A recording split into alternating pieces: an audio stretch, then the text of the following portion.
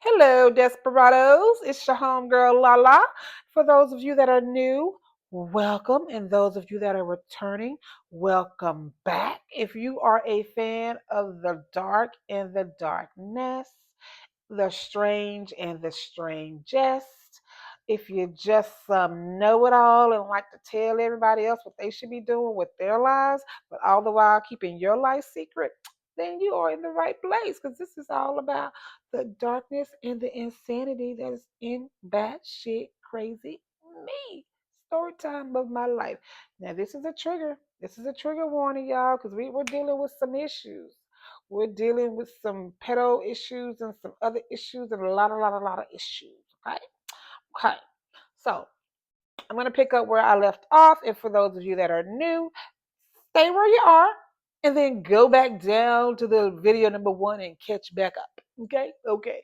So, so my sister had to fight with the twins. She got the girl, or she didn't get the boy.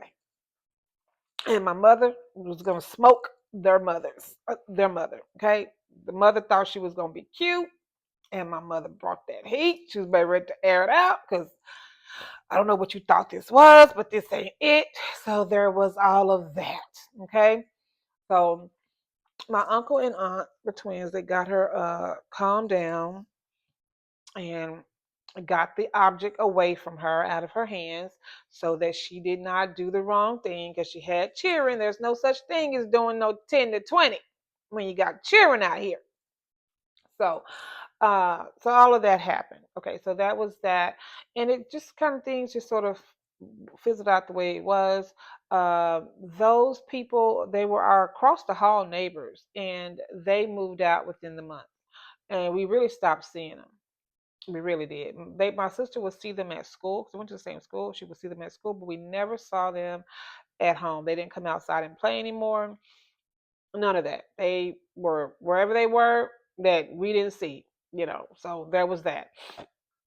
Uh, and like I said, about a month or so later, we saw the maintenance people coming into the apartment, doing maintenance kind of things, whatever they do. We didn't know that they had moved out until we saw from across the hall the maintenance people. They opened the door, and whatever work they were doing, they left the door open for a hot minute, and then we saw that the unit was empty. And so that's how we knew that they had moved out. So there was that. And things kind of just sort of stayed on an even keel at that point. Like I said, my mother and father, they were always hot and cold. Um, my father was there during this time, but he wasn't there for the actual incident because he I think he got off working around 5:30 or something like that. And at this point, he was working for still at for Wonder Bread Hostess, the Hostess company, the Twinkie people. He was still working for Twinkies. Okay, and so things kind of sort of stay, just the way they were. Um, uh, and for me, I stopped spending as much time with him as I used to. Um, I was just not a fan. I don't really. And as I'm looking back at this moment, literally in my mind, as I'm searching my mind's eye for that moment in time as I tell this story, I was just so heartbroken and devastated. I just couldn't believe that my father was capable of doing such things. I had awarded him the Medal of Honor. This is my hero. I had given him this title, this prestige. And then when I learned that, I was so hurt. I was so, so hurt. And I didn't know how to come out of that. I did not know how to break free of that. But I know what it did do. It did turn me quite bitter. I had become very embittered at this point because I remember me telling myself, I just don't like anybody. I don't like anybody.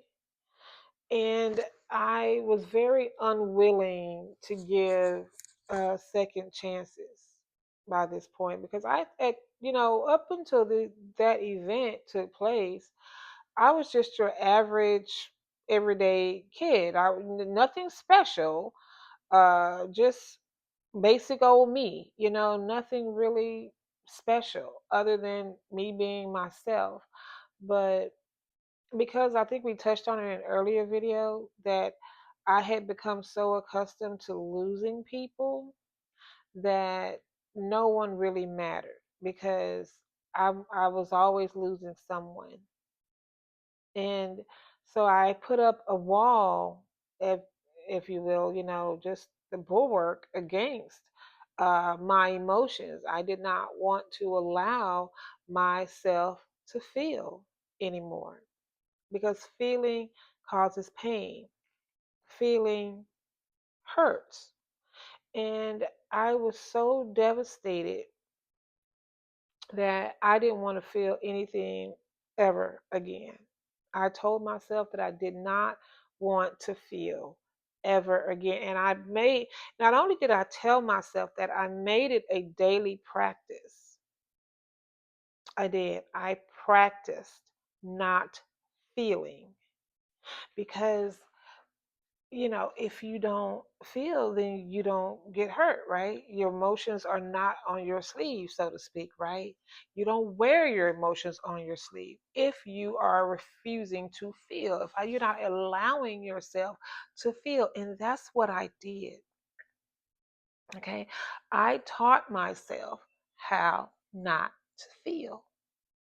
And it was a daily ritual. Oh, yes, it was. It was a daily ritual. And at this point in time, after a while, it just became automatic. But it did. It became a daily ritual. I would tell myself not to care. Like whatever instance was in, no matter what the situation was, I would tell myself not to care. That doesn't mean anything. For example, like when you go out and play, my sister's friends were older than me, obviously, because she's older than me. And so they wouldn't always include me and let me hang out with them. But I always wanted to, right? Because I enjoyed being around my sister. But I wanted to hang out and play with them, but they weren't having it. Okay, I'm so young. They didn't know. So um, that used to hurt my feelings. But I would practice, like I know, like, okay, I know they're not gonna let me go play with them. I know that they're not gonna let me play with them, but I'm gonna try it anyway.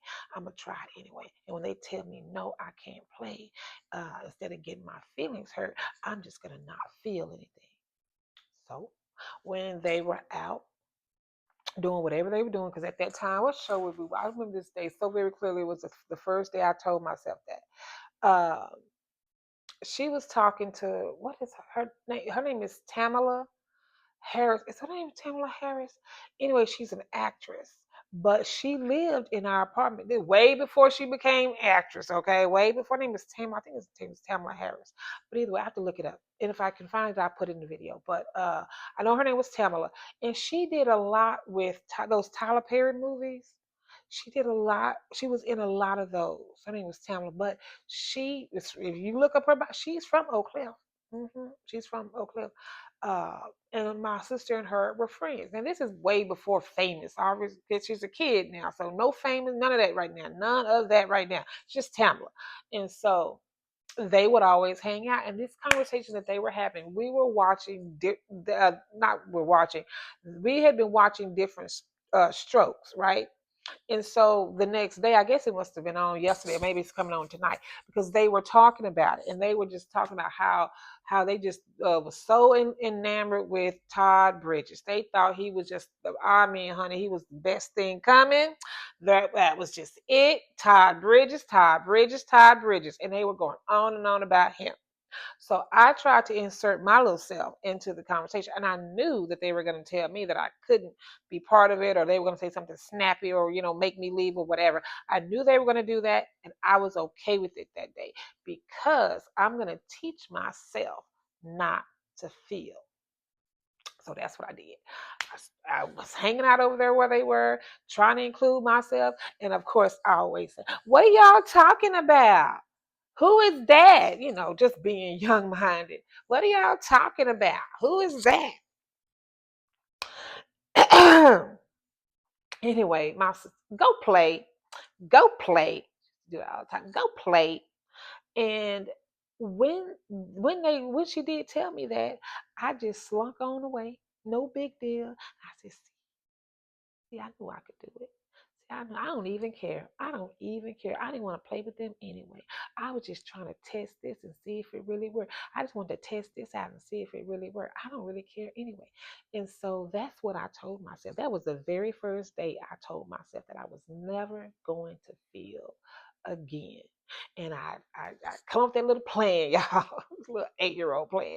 Come up with my little plan, y'all. And I'm gonna test my plan out on my sister and her friend. And it worked. Okay, I didn't care. So I didn't care that day. So no big deal, right?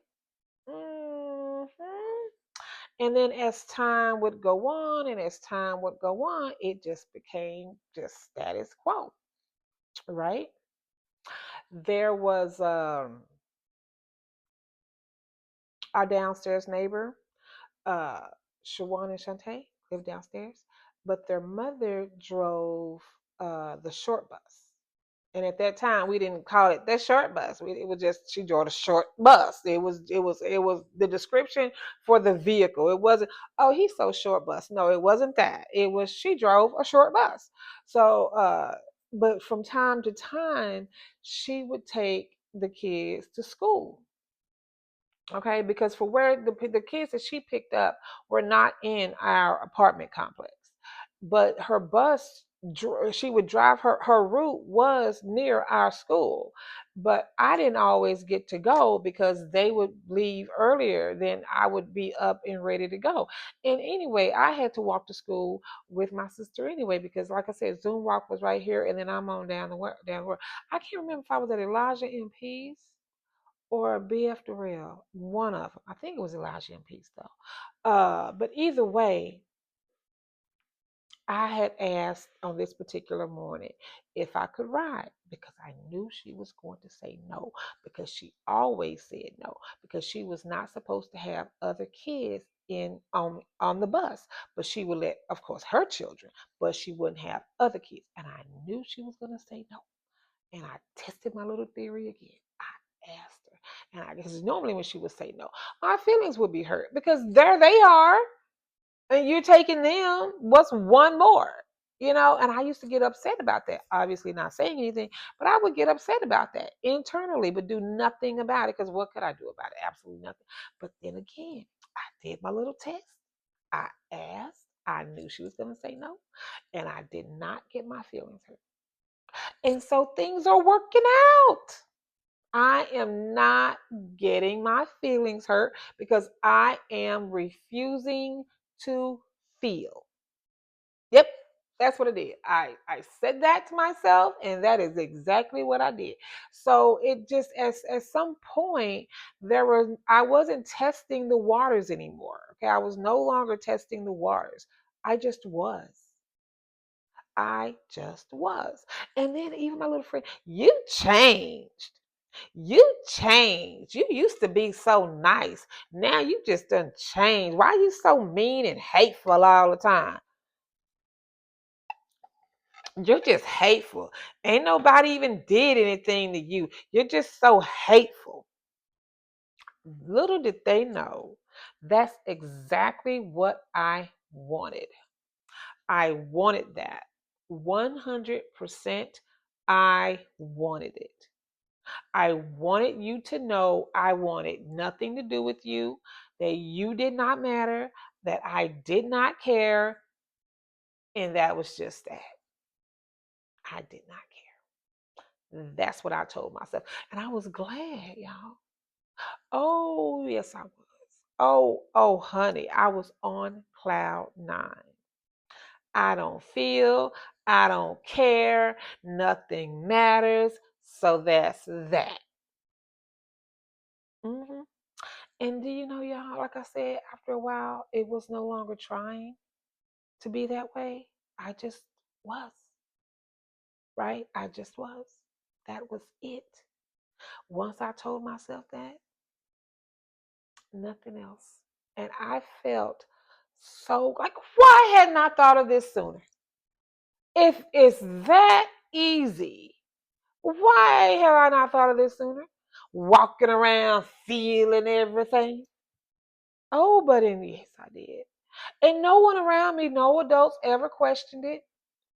Mm-mm. My sister did though. She clocked it. She asked me why was I acting like that. I don't recall what I told her, if I told her anything at all. I told her something, I don't remember what it was. Remember me, I'm not feeling, I'm not caring. So your feelings don't, what you have to say and what you think does something. And that's another thing I did. I also, I remember this as clear as day. I told myself that that was okay, that no one's that their feelings didn't matter, their thoughts didn't matter, they didn't matter. That is I 100%. It was there was no part of you that mattered because if you matter, I feel. So I'm choosing not to feel, so I choose you not to matter. That is what I said to myself. I was 8. Yeah, I remember that so very clearly that I did that. And like I said, after a while, it stopped being an act. It just evolved into its own thing. And here I am just going along, and I stopped sharing. Mm-mm. I wouldn't share my possessions anymore. Like I would always have, like I said, my father worked for Hostess, right? So I had the Twinkie hookup, right? Mm-mm. All of that because I would go outside and I would have because he would have so many boxes, and then he'd be like, "You ain't even eating them." I'm like, "I'm eating them, Daddy. Yes, I am. I'm eating them and I'm eating them." So then I would take some outside and I would share with my friends because if he thought that I wasn't eating them, he was gonna stop because he told me that. He said, "I'm stop bringing these home if you're not gonna eat them." Well, can't be missing that hookup now. Twinkies all day, and this is a good Twinkie.